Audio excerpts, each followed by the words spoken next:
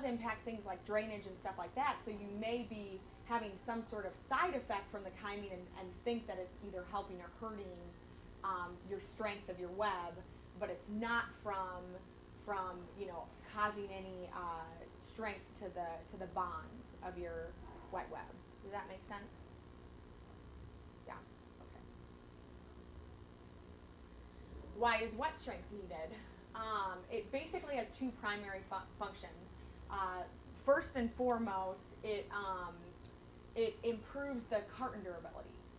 Liquid packaging board undergoes a lot of strains and so forth in the converting process and the transportation of the product, and then also it's put in a humid environment, with liquid in it for a long period of time on the shelves. So you need to have a very durable carton, a very durable product. Really, AKD, chymine, and LPB all sort of work together to, give the board its durability. But chymine in particular helps with bulge resistance. All of us have gone to Ingles before or wherever and found milk cartons or juice cartons that have sort of bulged out a little bit. You're going to have a little bit of that always, but Waynesville does a lot of testing to ensure that doesn't become too much. It's just not as appealing to the eye, and you can have other issues if you have a lot of bulge. And then it also helps with wet spots. And it also helps if you've got any liquid that does penetrate through that exposed edge. You want your board to maintain its strength even in the presence of that liquid, so you need to have some wet strength in there. It also improves and helps with AKD retention, and that has to do with the fact that chymine is cationic, and AKD, before being emulsified in a cationic starch, is anionic.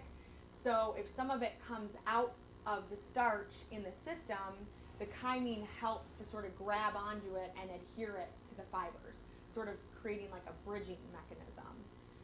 So just remember that chymine is good for AKD retention. That means that if you cut your chymine, you can probably expect to see a negative impact on your edge wicks. And I know that's happened here before. And then the secondary functions would be to increase drainage. It will give you some drainage on the table, and you do have to be careful, as I'm sure, Steve, you've witnessed before. If you're like really increasing your chymine or as you're changing grades, it probably moves the wet line on the wire. Typically, it's going to improve your drainage, so just kind of be aware of that as you're making changes to your chymine dosage. And then it retains and reacts with anionic dry strength. Your LPB is your dry strength, and it is anionic, and chymine is cationic. So it, again, creates this bridge between the fiber, which is anionic, your chymine, which is cationic, and your LPB, which is anionic. So it also helps with retaining your LPB. So how do we measure wet strength performance? That's done by the wet tensile. And a lot of mills actually, run a wet tensile and a dry tensile and report a wet over dry tensile ratio. The reason why they do that is because your inherent dry strength of the board or your dry tensils very much impact your wet tensils. So if you have a higher dry tensile, you're automatically going to have a higher wet tensile. How much of that is actually being driven by the chymine is difficult to tell unless you look at that ratio. Here, they pretty much look at wet tensils to see your performance of your chymine. So that's why I just put that up there. Now, what impacts your wet tensils? Of course, your chymine dosage. Your dry strength, like I talked about, the higher dry tensils you have, the higher wet tensils you should have. And how do you drive your dry strength? You can do that by formation. Improving your formation helps your fiber to fiber bonding, and also with refining. And obviously you can refine too much and actually end up hurting your dry strength. But certainly refining up to a certain point will help with your dry strength. So if you're really struggling with your wet tensils, you can try to improve your dry tensils, with something mechanical in the system before just going and adding more chymine.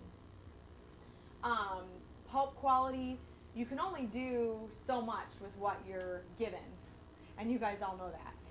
If they send you, crap, can I say that? Forward from the pulp mill?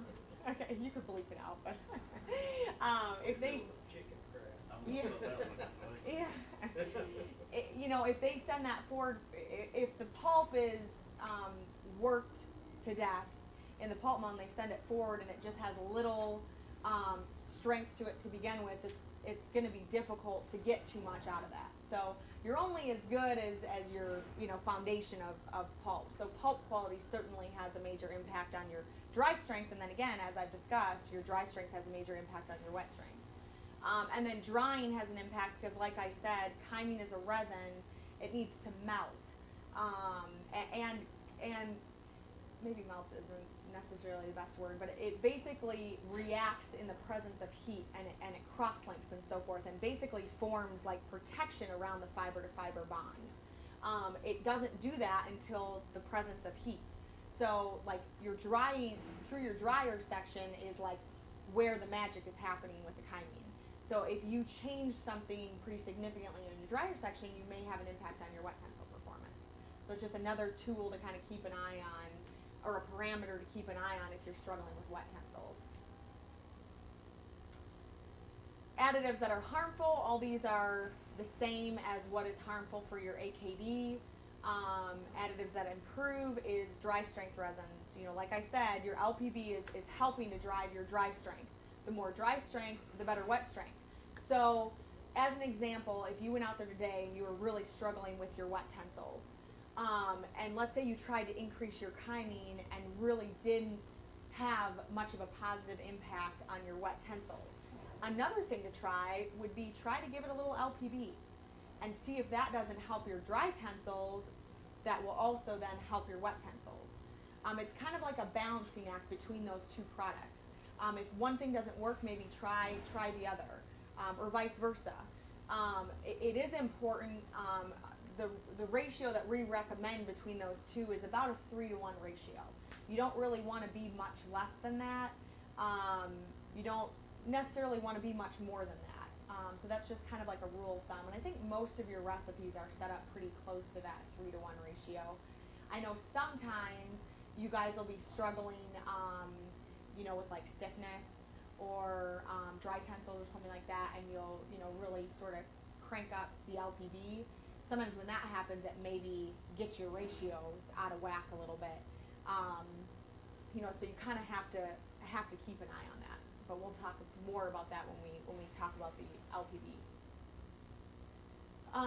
Any questions on chymine or wet strength? And just important to remember that your dry strength very much impacts your wet strength. If you can improve your dry strength, you can improve your wet strength. Wet end temperature, what's hard? What's too hot, what's too cold? I don't know the answer to that, to be honest. That's a really good question. I'll ask Reagan. He would know the answer probably off the top of his head. I don't think, you've never had an issue with that here. Certainly running at the temperatures that you guys run, which is typically around like 130, 140 degrees. You don't usually get much hotter than that, do you? Okay. I think the issue comes when you get like too hot, because then you're going to be like reacting to chymine like before you want to react it. And that the same goes for AKD. Like temperature was listed as a parameter that can impact your edgework performance. Well, that's because AKD is literally just a wax.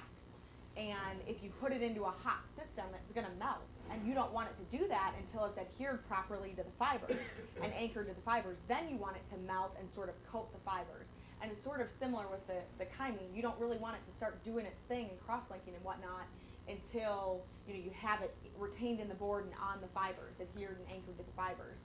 So I'll have to follow up with him. We have more trouble with it being too cold on the dry furnace and a whole lot. Or if we're dumping the white water to get out of around 5, but then it gets down to 120. 120s. Do you see a negative impact on your edgewick and wet tensile performance? Okay, that very well could be related to that. That also can be related to, like, especially with the edgewicks, your pulp coming forward has a lot more hydroxyl groups on the fibers, or basically OH minus groups, and those react. That's what the AKD and the chymine and so forth react to adhere to the fibers. Your pulp, historically, we've done testing, shows that it just sizes really, really well. The AKD just bonds with it really, really well. So when you're taking that out of the system and you're replacing that with dry furnish, which doesn't have as many hydroxyl groups and doesn't historically size as well, just because of that fact, you're going to have a negative implication on your like edge wicks and wet tensils. But I wouldn't be surprised if there's something to that temperature thing as well. I will ask Reagan and I'll let you know what he says on that, because I think that's a really good question. I really don't know what range, is good versus bad, too low or too high. That was a good question. Any other questions?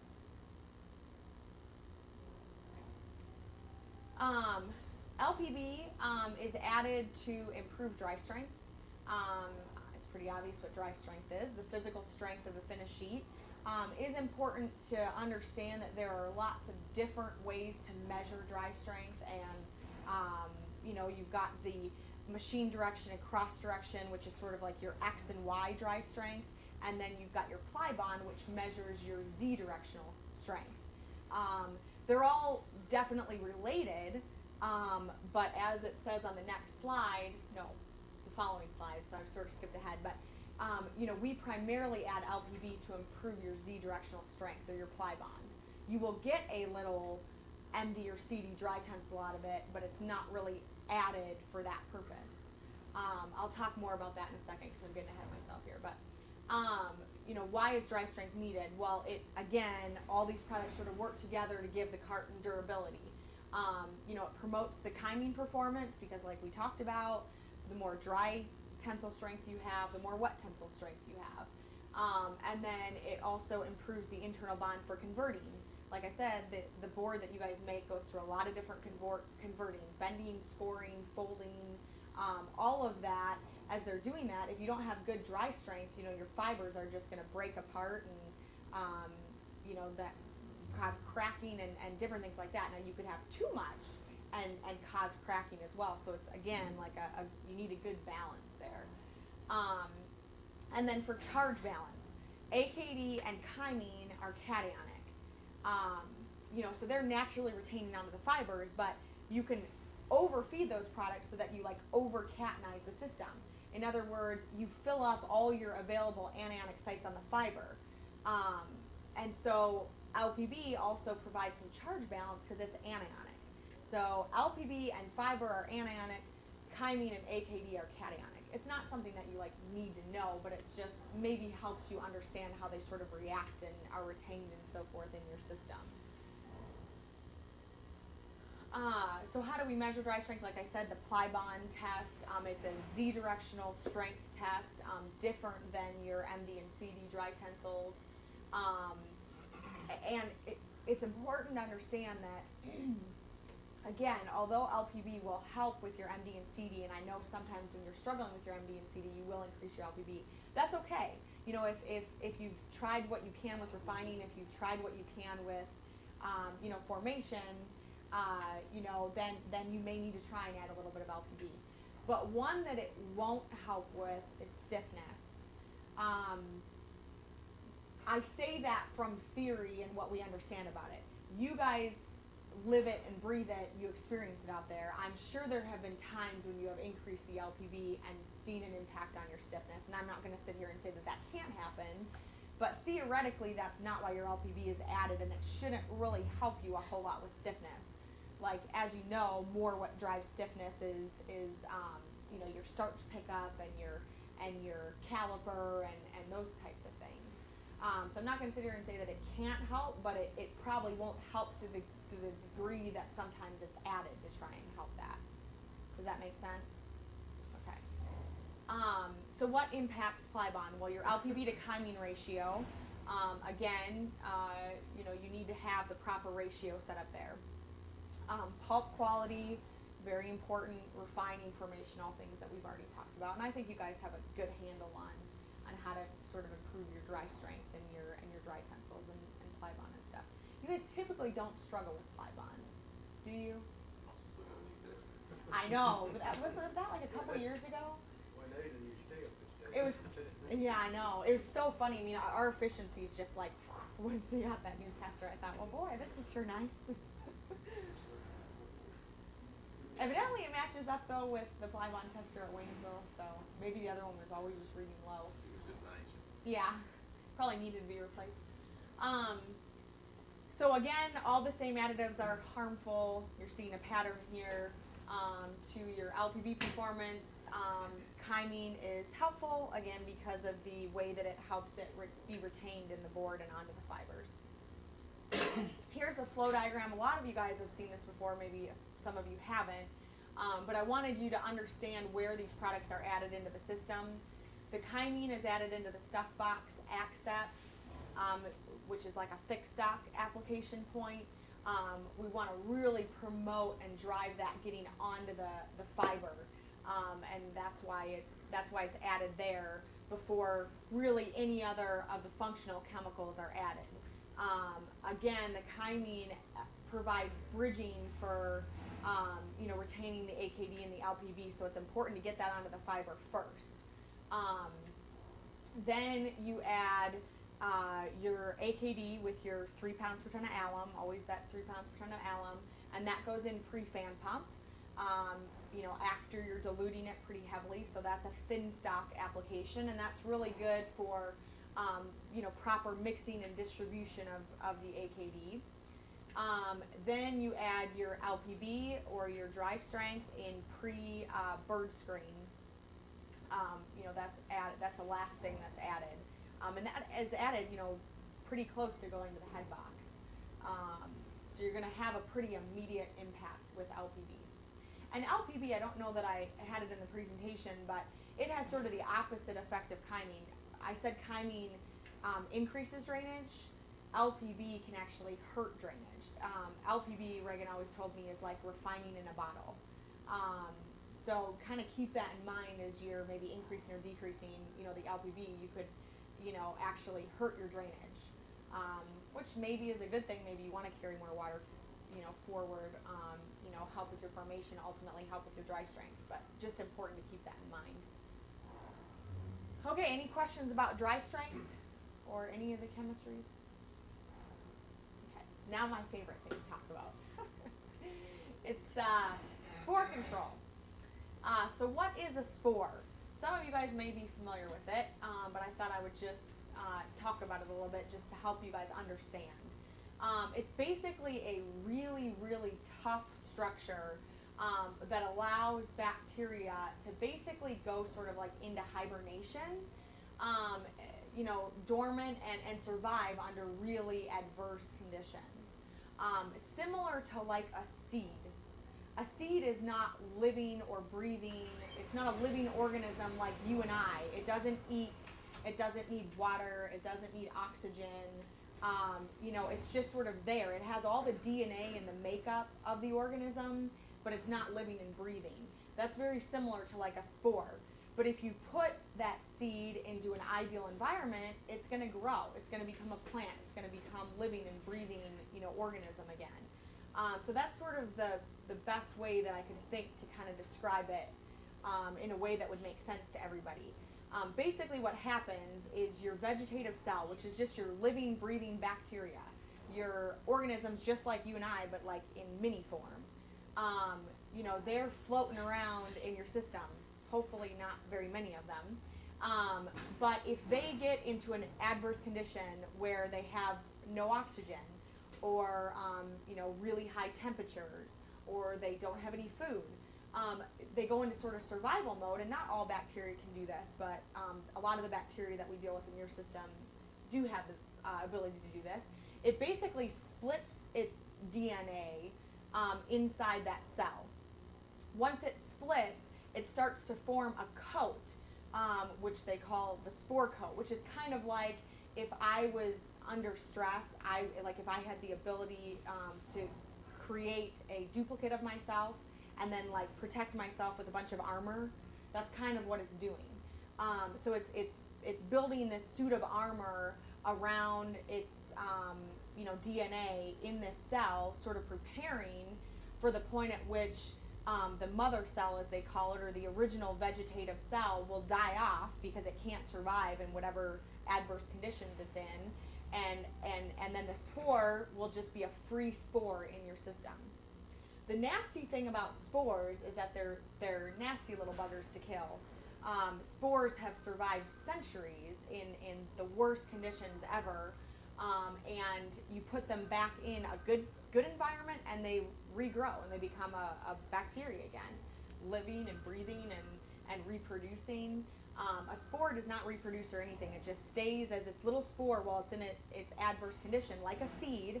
And then when it's put in a good condition, it will like sort of hatch out and become a living, breathing bacteria again. So it's one of the most fascinating like organisms on this planet. It's just amazing to me. Does that make sense? Sort of? Kind of? Yes? No? Okay. If I want to go into survival mode, I'm going to have to do something to do that. So I'm going to put on a coat of armor just like the cell does, and then I'm going to send, that off to survive in this adverse condition. Then I'm going to be killed off, And then when conditions get good again, when the sun comes out, it rains and I get to drink water and whatever, then I'm going to, shed my armor and I'm going to survive again in that condition. That's kind of like the whole idea of a bacteria or a vegetative cell versus a spore. So how do we measure spores?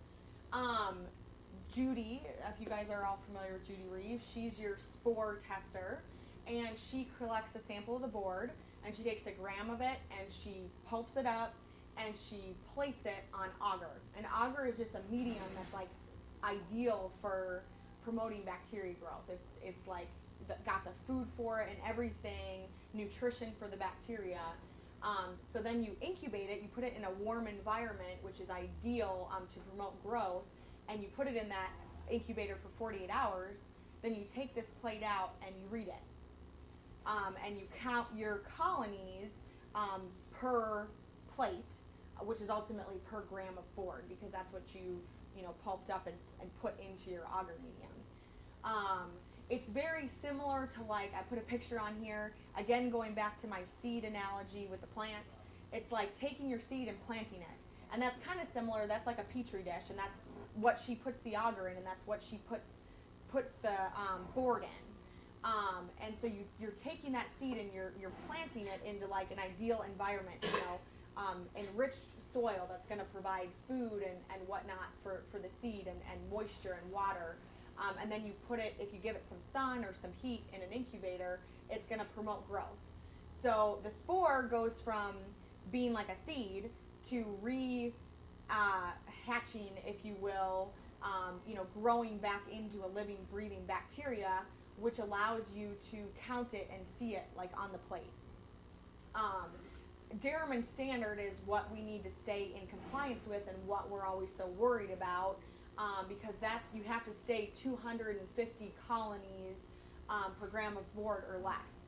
And you might think like 250 colonies per gram of board is a lot, but to put it in perspective, the milk that you drink, like the limitations on that are something like 10,000 spores per milliliter of milk. So there are millions of bacteria, and unless we kill them and keep those numbers down to basically nothing, it would be pretty easy to end up at this 250 number. Does that make sense? It's kind of a little bit ridiculous that we have to meet it, but we do. So, we have to work together to make that happen. So how do we prevent spores? Well, the best way to prevent spores is to kill all your bacteria. If you don't have any, I can be killed pretty easily just standing here right now. But if I had a suit of armor on, I'd be pretty difficult to kill. So you want to kill the bacteria while they're living and breathing in vegetative cells. If you don't have any bacteria, you can't have any spores, because spores only are formed from spore-forming bacteria. So the way that we do that is we feed biocides, among other things, but we feed biocides and hopefully kill all the bacteria in the system so that we don't have to worry about any spore forming. Well, things that you guys can do to kind of watch how our biocide programs are working is, keep an eye on the hypoflows, which I know obviously the stock tenders are very familiar with doing. Make sure that you've always got consistent hypoflow, that it doesn't drop off or you don't, lose a pump or something like that. Make sure you've got good chlorine residuals. And you guys aren't as familiar with watching ORP. but it's another tool that you can use to look at to see how the program is working. In general, a higher residual and a higher ORP means better control. You can be too high, there's a balance there, which is good from control standpoint, but especially in the case of hypo with the free chlorine, that can have a lot of negative impacts in your system because hypo pretty much reacts with everything. So it's great against bacteria, but not so great against your equipment. It corrodes it. Your fabrics, that can put wear on your fabrics, as well as your chemicals. Housekeeping. I complain probably about this one more than anything else. I think there is room for improvement for housekeeping on 19, and I think that it's important that we all work together to really try and keep that machine as clean as possible because it has so much impact on us being able to maintain dairyman standard control, and it's a lot of headache for all of us in the end if we have an event and things like that. So the better we can do up front, the less we're going to have to worry about spore issues and whatnot. But cleaning chests, stock that builds up on the ceilings and chests, on the sides of walls, that is the perfect environment for spores to grow because over time, the oxygen is depleted in that area, and once there's no oxygen, the bacteria cells that are spore formers are going to, that's an adverse condition. They're going to form spores. And then if that sloughs off and enters your system, all those spores are now just circulating through your system. So, cleaning chests, that's why I always harp on down days about getting in there, washing them out. It's very important. Swapping chemical tanks, chemicals also grow bacteria and whatnot. And everyone's seen in the AKD tanks when they're not swapped, there's a lot of fungus and mold and stuff like that can grow in that environment. So it's important to make sure that we're keeping our chemical tanks clean, swapping central whitewater towers, flushing lines, on and on and on. Just very, very, very important. Anything that you guys can do to help with housekeeping is great. Prevent dead areas. Always ensure that your agitators are on and working. You need to have good mixing in all of your chests. If you have an agitator go out, usually in the past we've had an event because when the stock is sitting there stagnant, it's going to grow bacteria. When it grows bacteria, eventually it's going to run out of food or oxygen or those kinds of things, and it's going to need to form spores to survive. So certainly keep an eye on that.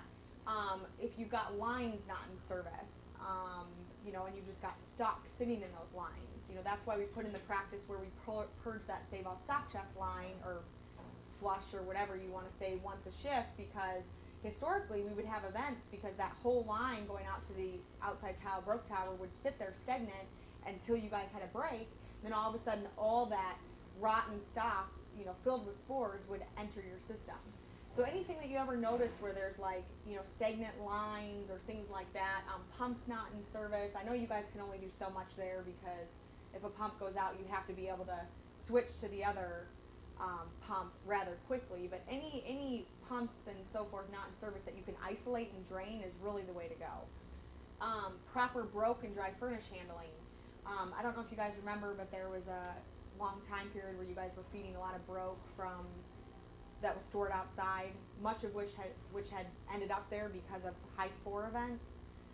You started feeding that back into your system, and I've got a trend that shows the board spore activity when you guys started doing that, just going up and up and up, event after event after event, and the broke spore count was doing the same thing. As of February 3rd, Dane drove the direction of no more feeding of those, outside broke rolls, and a lot of them got sold off, and literally on the trend, you can see the control in the broke and the control in the board just goes down. I mean, you had excellent control once you stopped doing that. If you add spores into your system, spores are very, very hard to kill. If you do have high enough concentrations of a strong enough biocide, you can kill them, but you don't ever want to be put in that position. You just want to keep all spores out of your system. So never intentionally feed spores in your system. I mean, that's our best practice recommendation. Also things like feeding broke that's been on the ground or, things like that. Dry furnish handling, they've done a much better job, but, if dry furnish is stored outside, it needs to be covered, and if not, it can get pretty dirty and whatnot, that stuff, dirty bales of dry furnish should not be fed on 19 from a best practice standpoint. If you're feeding dry furnish and they bring you, you know, a pallet of really nasty bales, you know, at least request or, you know, that they bring you a new one, and that can be something that's fed maybe on 11 or 12. The extended downtime checklist, you know, making sure that you're following up with the things that are on that list, like, you know, feeding hypo and ammonium bromide during downtime to the chest, dumping and rinsing out your size press starch run tank, dumping the pulpers if you can, if it makes sense to do so. If not, treating those. Just general housekeeping when you're down like that. You know, washing areas up, wash your AES screen, wash the mounds of fiber that, you know, build up on your wire pit walls and stuff like that. All of those have spores just growing in them, and then when they fall off into your system, you can have an event. And those are the hardest things to track. That's why housekeeping is so important. Any questions on that, or does all that make sense? Here are some of the things that we've done over the last probably year and a half, to really improve our spore control. We are doing very, very, very well, you know, lately, and here are some things that have contributed to that. In the whitewater chest, you know, we do a great job now of cleaning and inspecting the whitewater chest during outages, in particular the outside whitewater chest. That one tends to get really nasty, have a lot of you know, stock and fiber and sludge that builds up at the base of the chest. Really important to get that one thoroughly washed every outage. We installed a valve to the sewer on 20's whitewater line to central whitewater. So most of the time, at least some of 20's whitewater is dumping to the sewer, and all of 19's whitewater is going to central whitewater. It used to be set up just the opposite. So you took 19's really clean, great water and sent it to the sewer, and you were sending 20's water, which isn't dirty, but it's not as clean as 19 because it's not a Dairyman Standard machine, and you were feeding it to central whitewater. That's the exact opposite of what you wanted to be doing, so they installed a valve there, and now we're doing it the way that it should be done. Swapping central whitewater towers every 19 outage and cleaning them, you know, before putting them back in service. They've done a good job with that, and I think that's helped significantly. We altered the basically the design of water flow in and out of the south tower, and that's really helped promote agitation in that tower. Improved management of dry furnish, covering bales when they're outside, only feeding clean bales on 19. All those things have helped with that. Improved broke handling. I've talked about those things. You know, we started that automatic purge of the pulpers, you know, where the agitator kicks on and it turns on the recirc line, and some of that gets cleared and pumped to the outside broke. That's done wonders for helping your pulpers, because up till that, before we did that, your pulpers would sit there for sometimes days at a time with no agitation, no treatment, and they'd run bacteria counts in the millions. So we started that, and we also started treating it with ammonium bromide, which has been really, really good. We modified the treatment of depoly, and that's helped. We improved, you know, housekeeping. We've done a lot of good things there. We put in place the extended downtime checklist. We did increase biocide treatment back when we were originally having the spore issues, but for the last at least 6 months now, we've been really driving those biocide dosages down, and I work very closely with you guys to do that, you know, cutting back on the hypo little by little, cutting back on the ammonium bromide little and little. But what that means is that we need to be extra diligent with our housekeeping and those kinds of things, because we have less buffer in the system to kill bacteria if you have them. So, you know, we need to do that because we need to have a cost-effective program in place. You know, but now it's even more important than ever to make sure that we're taking care of those things. And then treat 20 like a Dairyman Standard machine. You know, we do our best to really, you know, treat that machine really, really well, since you guys share whitewater. And then that goes back from central whitewater to dilute your high Ds and comes back forward to 19. So all those things were done, and all those had a very beneficial impact. So what is the current biocide program? Because over the past several years, there have been lots of changes. Right now, we have a blended program of hypo and ammonium bromide and other biocides. The hypo is fed to the hardwood, the mixed chest, the wire pit, and the central whitewater. It's important to understand that hypo is a very strong oxidizer. It is very good at killing bacteria, but it's also very good at reacting with everything else in the system. as it is very reactive. The other thing about hypo is that it's gone very quickly because it's so reactive. So that's why you have to feed hypo continuously. That differs a little bit from ammonium bromide, which is also an oxidizer, but it's a more mild oxidizer. Not any less effective, just a little bit more persistent. It's not quite as reactive, and it's much more selective in that it only reacts with your bacteria. It doesn't negatively impact your chemicals or your machinery or your fabrics and those sorts of things. And that's fed to your pine chest, your save-all stock chest, your tile broke tower, your size press and calendar pulpers, and then your dry furnish towers when you're feeding dry furnish. The proprietary biocides that we feed or other biocides, we feed a biocide at D-Poly called RX 4700. We feed RX 9800. You guys have probably heard that referred to as glutaraldehyde. That's fed into your save-all stock chest. We feed RX 5080 into your size press starch system, just into the top of the starch run tank. That's referred to as DBNPA a lot of times. You guys may have heard it mentioned as that. And then we treat your additives, like your starch at ChemPrep, your AKD at ChemPrep. Those things are treated with RX 9100, which is an isobronopol blend. So a lot of different biocides going on to maintain control. Ultimately, we're striving for a culture of 100% compliance or control 100% of the time. And the only way that we're going to effectively achieve that is with a group effort. We can't only do it with biocides. And for a long time that was a common misconception. Oh, we'll just feed more biocide. Well, one, that's not cost effective, and two, it negatively impacts a lot of things in your system. And spores can survive even with a lot of biocide in your system. So, it's a combination of all those things that we talked about to really be able to maintain compliance. And we have to be like a football team, huddle together and working together. Like that analogy? So that's all I got. You guys have any questions about spore control? Is it just a safety issue because we can't gravity feed some of that biocide? I know.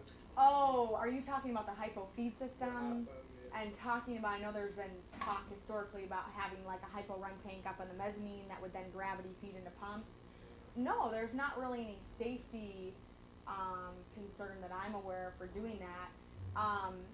The reality is that the feed system that you have now is a great feed system for hypo. You've got the Kynar tubing, which is excellent for hypo. The pumps that are put there are, great for hypo. It's just that hypo is a nasty product, and it's going to eat up whatever pumps or lines or whatever you have in place if not properly maintained. So there's just, with any hypo feed system, there's a great deal of preventative maintenance work that needs to be done. I mean, really, ideally, every day someone would go through that system, check the oil levels in the pumps, check to make sure they're not airlocked, bleed off the air in the pumps. They would fix any leaks, because once you get a leak, it sort of corrodes everything around it, and then you can corrode flow meters, and you can, have impacts on your pumps and things like that. You need to have strainers on your system so that anything coming forward with the hypo isn't going to get into those diaphragms and cause issues. There's all sorts of things that can be negatively impacting your system, and I think a lot of those things do happen, and I do think that if it was just looked after a little bit more, that it would probably be in better shape than it is now. I mean, whoever's watching, the maintenance guys are going to be like, "Rrr." But I think there's a lot of truth to that. I think it just, honestly, I think it gets ignored, and then it gets in really bad condition, and then, pumps don't meet max flow, and they need to be replaced or addressed right when that happens, because it won't be long before it fails. So hypo's a pain, to deal with, no doubt. Ammonium bromide goes a long way to minimize that, and hopefully at some point we'd be able to get back to an all ammonium bromide system, so you don't have as much hypo handling, and don't have to deal with that equipment, quite as much, and don't have as many safety concerns and stuff.